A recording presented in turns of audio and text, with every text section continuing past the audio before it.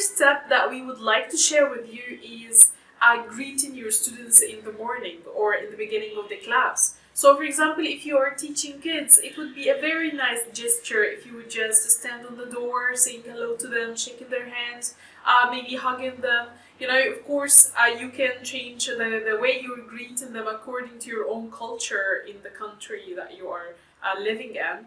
And of course, if they are adults and shaking hands or hugging them might not be appropriate, you might try different things. For example, for me, I usually teach young adults or adults, and it will not be really appropriate to hug them, especially if they are boys and I'm a girl, and in my culture and religion, that will not be okay. So, what I do is ask them in the morning or in the beginning of the class, how are you doing? How was your week? How was your weekend? What have you done this week? And they start, every one of them would take like 30 seconds or a minute sharing something that they have done.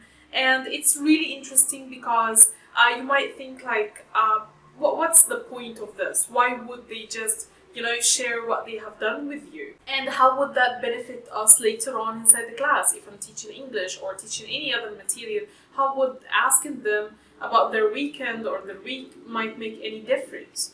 I'll tell you from experience, it made a huge difference to me inside the class because usually people are a little bit shy, they do not want to speak with me or with other students inside the class.